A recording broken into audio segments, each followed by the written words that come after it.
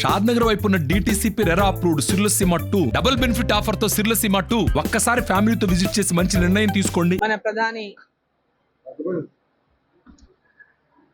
గౌరవనీయులు శ్రీ నరేంద్ర మోదీ గారు మహిళలను ఉద్దేశించి నారీ శక్తి వందన్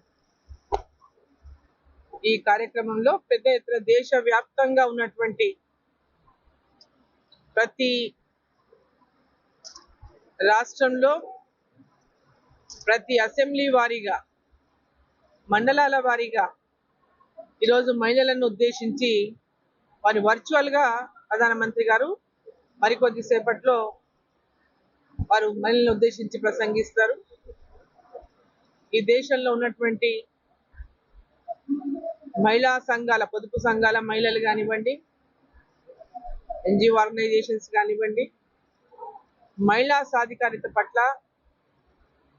నరేంద్ర మోదీ గారి ప్రభుత్వం చేసిన కార్యక్రమాలు, మరి ఏ విధంగా మహిళలకు కేంద్ర ప్రభుత్వం పెద్ద ఎత్తున సహకరిస్తున్నటువంటి విషయంలో వర్చువల్గా వారి ఇక్కడ నుంచి వారి లైవ్ లో అందరితో కూడా మాట్లాడతారు. వాళ్ళు అక్కడి నుంచి ప్రసంగిస్తారు. వారు చేస్తున్న కార్యక్రమాలు, మహిళల కోసం చేయబోయే కార్యక్రమాలు అన్నిటి విషయాలపై కూడా ప్రధానమంత్రి గారు స్పష్టంగా వారే స్వయంగా ఇవాళ మహిళలకు ఉద్దేశించి ఈరోజు మాట్లాడతారు. ఇక్కడ కూడా పెద్ద ఎత్తున మన జిల్లాలో కూడా ప్రతి నియోజకవర్గంలో ఈ యొక్క కార్యక్రమాన్ని ఏర్పాటు చేయడం జరిగింది. పెద్ద ఎత్తున మహిళా సంఘాల నేతలు, ఎన్జిఓ ఆర్గనైజేషన్స్ అందరు కూడా ఈ యొక్క సమావేశంలో పాల్గొన్నారు. మరి ప్రధానమంత్రి గారి యొక్క ఈ వర్చువల్ మీటింగ్ లో వీళ్ళందరూ పాల్గొని ప్రధానమంత్రి గారి యొక్క సందేశం కోసం మరి వెయిట్ చేస్తా ఉన్నారు. మరికొద్దిసేపట్లో ప్రధానమంత్రి గారి యొక్క సందేశం ప్రారంభం కాబోతుంది. గారికి ఇప్పుడు తెలంగాణ రాష్ట్రానికి కాదు, దేశం మొత్తం కూడా ఎక్కడ ఏ ప్రభుత్వాలు ఏ పార్టీలు అధికారంలో ఉన్నా నరేంద్ర మోదీ గారు ప్రతి ఒక్క రాష్ట్రానికి పెద్ద ఎత్తున సమానమైనటువంటి అభివృద్ధి కార్యక్రమాలను సహకరించింది. పూర్తిగా ఇక్కడ మన ప్రభుత్వం లేకపోయినా పూర్తి స్థాయిలో కేంద్ర ప్రభుత్వం, నరేంద్ర మోదీ గారి ప్రభుత్వం సహకరించింది అభివృద్ధికి. దానిపైన ఒక ప్రజెంటేషన్ కూడా కేంద్ర మంత్రి కిషన్ రెడ్డి గారు ఇవ్వడం జరిగింది గతంలోనే. నిన్న కూడా స్టేజ్ అంటే వేదిక మీదనే ఏ అభివృద్ధి పనులకు ఎంతెంత కేటాయింపులు చేశామో చాలా స్పష్టంగా కూడా చెప్పడం జరిగింది. దాదాపు 10 లక్షల కోట్ల రూపాయల యొక్క అభివృద్ధి కోసం నిధులను కేంద్ర ప్రభుత్వం ఈ రాష్ట్రానికి గత 10 ఏళ్లలో ఇచ్చిందనేది సుస్పష్టంగా తెలియజేసింది. సో అదే విధంగా ఇప్పుడు తెలంగాణ అప్పుల రాష్ట్రంగా ఉన్నటువంటి తెలంగాణలో అభివృద్ధి సాధ్యం కావాలంటే అది కేంద్ర ప్రభుత్వం సహకారంతోనే పూర్తిగా సాధ్యమవుతుంది.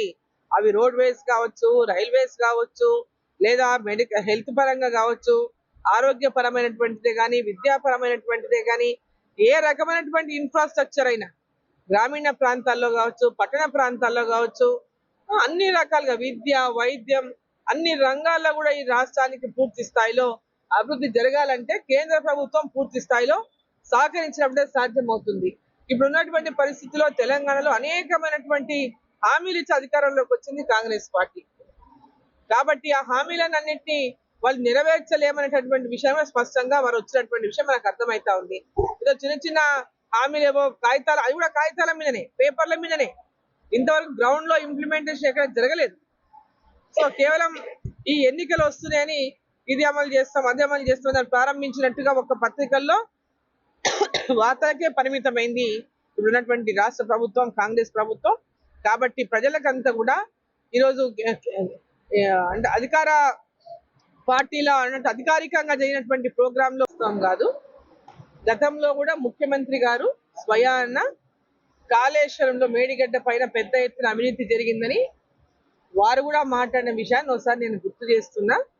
వారు అధికారంలో రాకముందు పిసిసి అధ్యక్షుడిగా ఉన్నప్పుడు కేంద్ర ప్రభుత్వం సిబిఐ ఎంక్వైరీ చేయాలి, నేను మొత్తం ఆధారాలు ఇస్తానని ఆ రోజు రేవంత్ రెడ్డి గారు మాట్లాడిండ్రు. ఇప్పుడు వారు అధికారంలోకి వచ్చిండ్రు, ముఖ్యమంత్రిగా ఉన్నారు. సో సిబిఐ ఎంక్వైరీని కాళేశ్వరం పైన ఇయ్యాలని చెప్పి భారతీయ జనతా పార్టీ డిమాండ్ చేస్తా ఉంది. ఆనాడు ఉన్నటువంటి ప్రభుత్వం సిబిఐ ఎంక్వైరీ జరగకుండా ఒక జీవోని తీసుకొచ్చింది తెలంగాణ రాష్ట్రంలో. ఇప్పుడున్న ముఖ్యమంత్రి గారు సిబిఐ ఎంక్వైరీ చేయించడానికి వారు పూర్తిగా మరి కేంద్ర ప్రభుత్వానికి ఈరోజు సానుకూలంగా వాళ్ళని కోరమని చెప్పండి. సిబిఐ ఎంక్వైరీ కావాలని రాష్ట్రం నుంచి ముఖ్యమంత్రి గారు కేంద్రాన్ని కోరితే తప్పకుండా సిబిఐ ఎంక్వైరీ జరుగుతుందంట. వాస్తవాలన్నీ కూడా బయటకు వస్తాయి.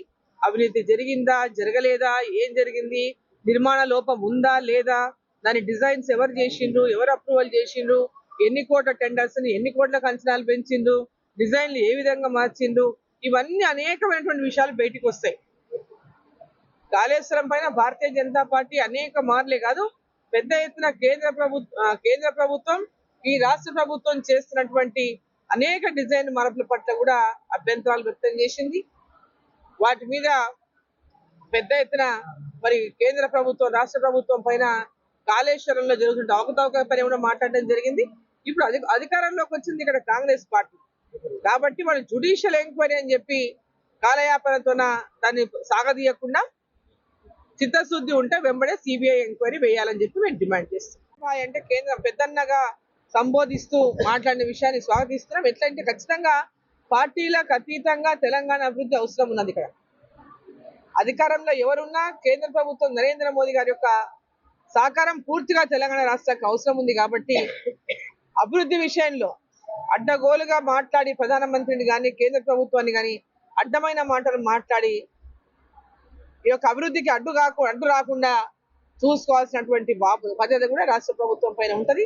కాబట్టి ఈ యొక్క రాబోయేటటువంటి కాలంలో కూడా ఇక్కడ పెద్ద ఎత్తున ఎంపీ స్థానాలను భారతీయ జనతా పార్టీ గెలిస్తే పెద్ద ఎత్తున అభివృద్ధి సాధ్యం అవుతుంది. కాబట్టి మరి వారు కూడా ప్రధానమంత్రి గారిని వెల్కమ్ చేసినారు. అంటే అంటే ఒక మంచి ఉద్దేశంతోనే తెలంగాణ అభివృద్ధి కోసం మాట్లాడినట్టుగా ఈరోజు మాట్లాడుతున్నారు.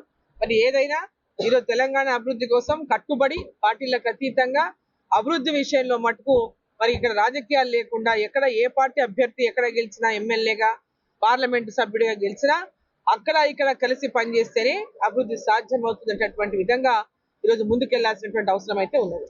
మరిన్ని వీడియోస్ కోసం ఛానల్ ని సబ్స్క్రైబ్ చేయండి. లేటెస్ట్ అప్డేట్స్ కోసం వాట్సాప్ ఛానల్ ని ఫాలో చేయండి. అండ్ లింక్ డిస్క్రిప్షన్ లో ఉంది.